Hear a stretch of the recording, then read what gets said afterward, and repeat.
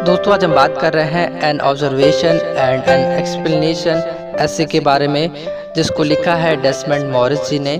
और इस ऐसे में वो कहते हैं कि अक्सर यह देखा जाता है कि लगभग 80% मदर्स अपने बच्चों को जब गोद में लेती हैं तो वे उन्हें अपने बाएं बाजू से मिलाकर शरीर के बाएं अंग से लिपटा कर रखती हैं। बहुत से लोगों का कहना है कि ऐसा वे इसलिए करती हैं क्योंकि वे ज़्यादातर दाहिने हाथ से काम करने वाली होती हैं और इसलिए वे बच्चों को बाईं गोद में रखकर दाहिने हाथ को काम करने के लिए खाली छोड़ देती हैं। इसकी विवेचना करने पर जो तथ्य सामने आए दोस्तों, उससे ऐसा प्रतीत होता है कि यह तर्क सत्य पर आधारित नहीं है। तो जब इस संबंध में तथ्य पर अध्ययन किए गए तो ये पाया गया कि दाहिने हाथ से काम करने वाली 83% माताएं अपने बच्चों को अपनी बाएं गोद में लेती हैं, जबकि बाएं हाथ से काम करने वाली माताएं 78% के अनुपात से बच्चों को बाएं गोद में लेती हैं। इस प्रकार बाएं हाथ से काम करने वाली केवल 22% माताएं ही अपने उस हाथ को खाली रखती हैं जिससे वे काम करती हैं। इस संबंध में वैज्ञानिक तरीके से परीक्षण किए गए और दिल की धड़कन संबंधित सिद्धांत प्रतिपादित करके इसका स्पष्टीकरण दिया गया।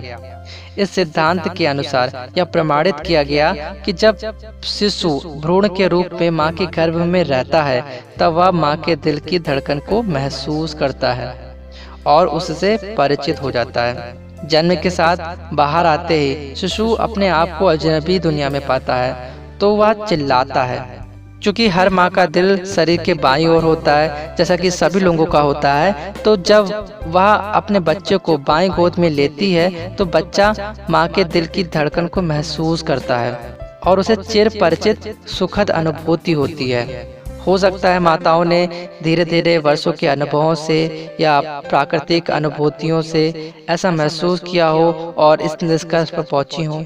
लेकिन दोस्तों जब इस संबंध में बच्चों को जच्चा बच्चा अस्पतालों में रखकर दिल की धड़कन की रफ्तार के अनुसार बच्चों की परीक्षा ली गई, जो कि 1 मिनट में 72 धड़कनों के रूप में थी, तो 60% बच्चों ने उसका स्वागत किया, केवल 38 उदासीन रहे। तो दूसरे प्रकार से 72 धड़कनों के आधार पर ध्वनि बनाकर उसी लय में बच्चों को लोरियां सुनाकर सुलाने का प्रयास किया गया और ये पाया गया कि बच्चे लोरियां सुनकर उस समय के आधे समय में ही सो गए, जिससे आमतौर पर वे बिना लोरियां के सोते थे। तो इस प्रकार दिल की धड़कन के सिद्धांत को माताओं द्वारा बच्चे को बाएं तरफ गोद में लेने की प्रथा को मान्यता मिली। और मैडोना और शिशु के 466 चित्रों में से 373 चित्र ऐसे पाए गए जिसमें शिशु को बाईं ओर दिखाया गया है।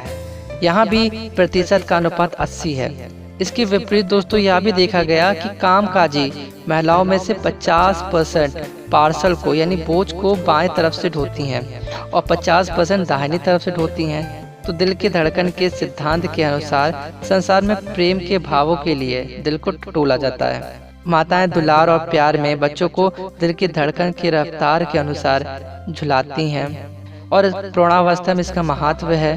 परेशानी की स्थिति में दोस्तों जब कोई व्यक्ति आगे पीछे पांव चलाता है या बाएं दाएं अपना शरीर को हिलाता डुलाता है तो उसकी रफ्तार दिल की रफ्तार से मेल खाती है और लोकगीतों और नृत्यों की लय भी हम दिल की धड़कन से सामने रखती है। तो दोस्तों ये इस ऐसे की हिंदी समरी है। मैं मिलता हूँ आपसे नेक्स्ट वीडियो में, तब तक के लिए अपना ख्याल रखिए।